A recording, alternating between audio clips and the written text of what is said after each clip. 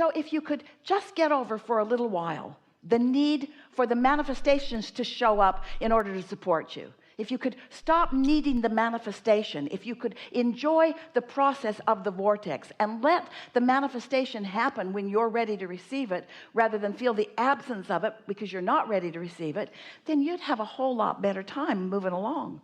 Also, there's another piece that's so important to stick in right here and now. You're not ever going to get it done. Every moment of every life experience is full of things that are going to make you put more in the vortex. So this life-producing, energetic, swirling, source energy clump of consciousness is always expanding and flowing to you, and you are the manifestationalness of it. It's like seeds in the ground that are going to become this magnificent tree, whether the tree wants it or not. This is in the process of becoming. Are you following? And since this is in the process of becoming, and now you acknowledge that it is, maybe you'll not look so much where it isn't and start looking as it is in the process of becoming. And if you'll start looking as the process is becoming, instead of taking score too soon, then you'll allow yourself to have more fun in the becoming process, and then you'll be ready for the next understanding, and the next, and the next, and the next, which is you're not ever going to get it done. We can say this better. If you need something to happen before you can feel good, and it hasn't happened so you don't feel good, you're going to slow it down. But if you don't need it to happen, instead you found a way to feel good anyway, because the idea of it is satisfying to you. Now you're happy even though it hasn't come, and you're happy even though it's getting bigger, and you're happy even though it's becoming more, and you're still happy, and now it happens, and oh boy, are you happy. But your happiness wasn't dependent upon it becoming. Your happiness was because you're happy that you're a creator. You're happy that there's a seed in the ground. You're happy about the potential. You're happy about what's unfolding. You don't need this in order to be happy. And when you don't need this manifestation in order to be happy, but instead you're happy as it is becoming, now you're happy, happy, happy, happy, happy, happy, happy, happy, happy, happy. And can you feel how you've got to feel like that? Because there's always going to be something new that you've hatched that you want that hasn't manifested yet. That would be like, can you imagine a small clump of society who believes in eating food, who understands that food often comes from seeds, who knows that the seeds are in the ground, wailing about the fact that the seeds haven't produced the food yet, and being so upset about it that they just keep digging the seeds up and eating them instead of allowing the seeds to become the food that they want. Well, that's a silly analogy, because in that scenario you understand the seeds are turning to things. We want you to understand that these thoughts are turning to things, and that they are seeds that are being nurtured, and that your creations, the creations that you want, that you call more money, relationships, improved life experience, the myriad of things that you deservedly are asking for, that all of these experiences and material objects and things and possessions and life experiences and circumstances and events, all these things that you are asking for are in various stages of becoming. They're in a pipeline. They're in a pipeline, and to your degree of readiness to receive them, they're showing up in your experience. So this conversation is about asking you to slow down the need for the manifestation just a little bit, and to goose up your awareness of them coming along, so that you are excited about the idea that came. For example, we've been giving this example. If you've heard it, good. You'll hear it better this time. It's our favorite recent story about thoughts turning to things. Nothing matters to Esther more than those like you. Nothing is more satisfying to her than to experience you in some attitude of serious asking, and in a place where you are allowing the answer to occur to you. That's a manifestation that Esther really enjoys. She really likes it when you have an aha moment. She really likes it when she has an aha moment. She really likes it when a little bit of resistance dissipates and more allowing happens, because she can feel the breakthrough in the moment, and you can too. So that's sort of what she lives for. That is more than enough to sustain Esther on her happily ever after journey. So she's in Del Mar. She has 2 houses there that overlook the ocean. One a house she lives in, and one that is a guest house, and they are in a most beautiful place. So she's sitting there in her house one morning, and she has been listening to us about the power and the value of meditation. And so she's been meditating for 20 minutes every morning and enjoying that feeling of detachment and enjoying that feeling of numbness, and then listening, perhaps if there might be a thought or an impulse that drops in toward the end of meditation, because she knows that she's in that receptive mode, and so she's interested in what might drop in. And when she came out of meditation, the idea that was so strong within her was, ooh, wouldn't it be fun to move all the furniture around in this house, in both of these houses? Wouldn't that be fun? Now, when you think about that at face value, when you look at it from a human perspective, that might seem odd, because Esther's busy. She has a lot going on, and the idea of just moving furniture around might seem irrational and might be irrational, but ooh, it felt like the best idea. It just felt like the best idea. What we didn't tell you is that the day before that, the thought that came to her as she came out of meditation was equally irrational. It was an idea to understand her music system in her house. She's had that house for 10 years. She's never really understood how it works. Jerry knew. There are speakers in every room, in every courtyard, out in the gardens, in the driveway. She just started pushing buttons, and all of a sudden, she started realizing that she had control of the music system. Who knew? Who knew how simple that could be?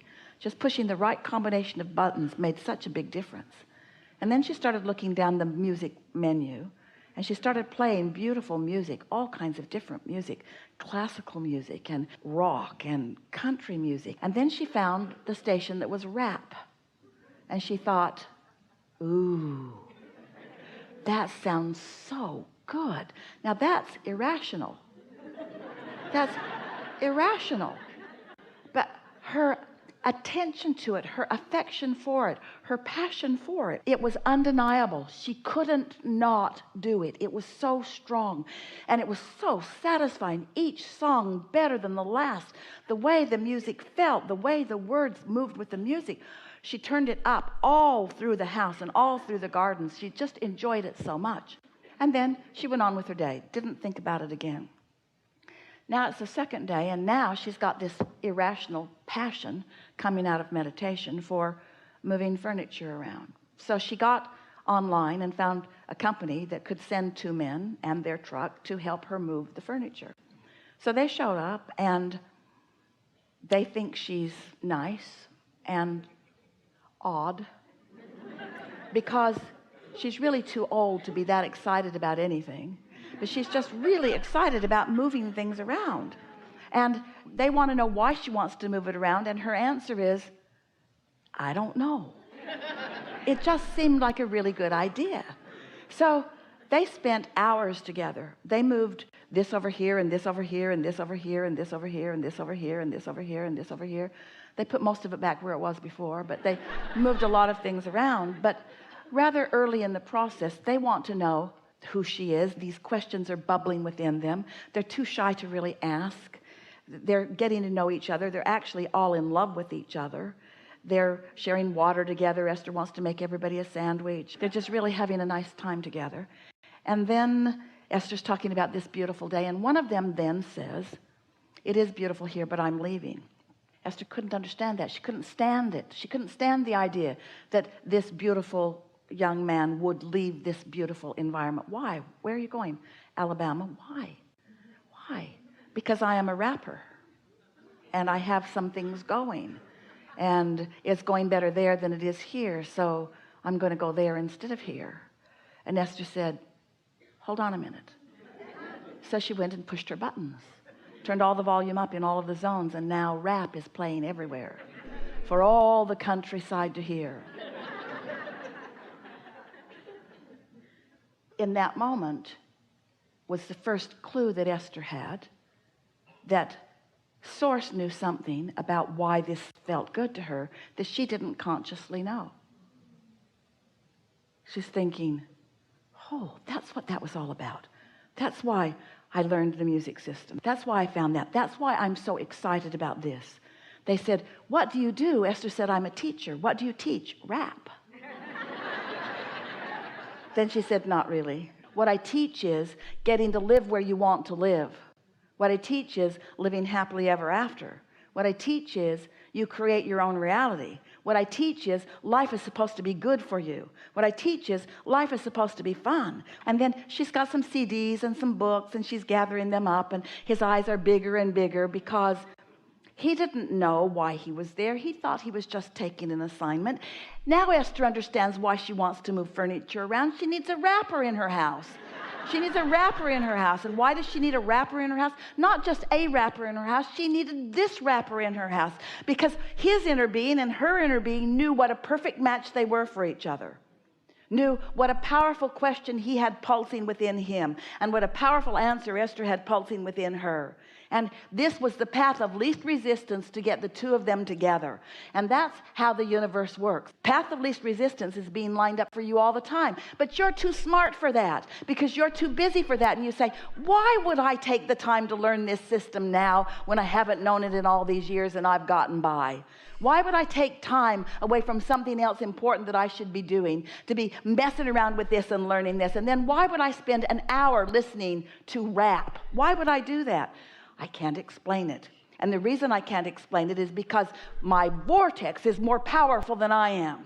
Because my vortex has more momentum than I do. Because when I meditated, I found vibrational sameness with the energy of my vortex. And I knew and in fact am the same as my inner being.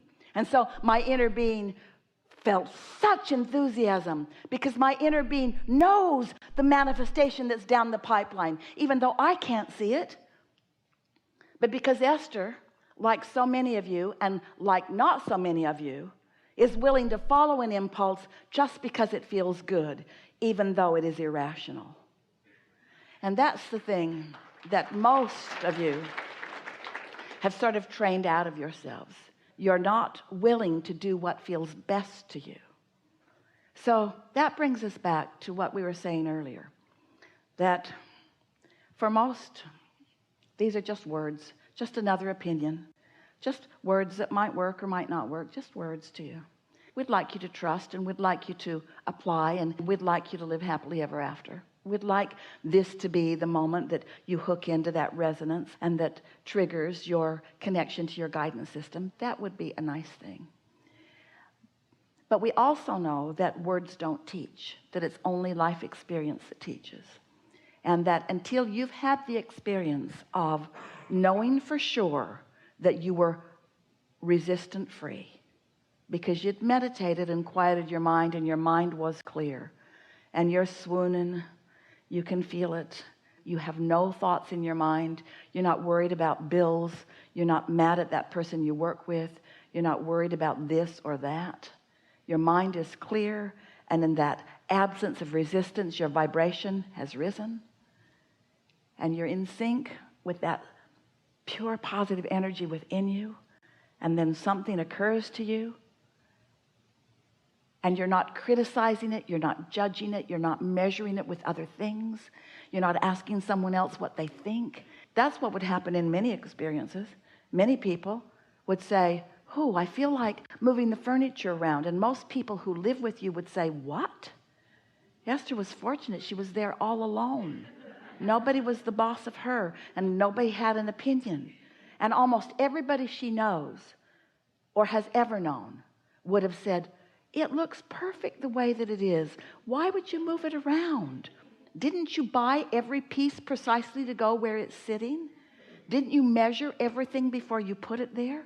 Isn't this the most beautiful space you have ever seen? Why would you monkey with perfection? That's what most rational minds would do. Most of you don't allow yourself the new great idea that your inner being is offering, because your inner being knows where you are in relationship to everything you want and what the path of least resistance is to get you there, you see.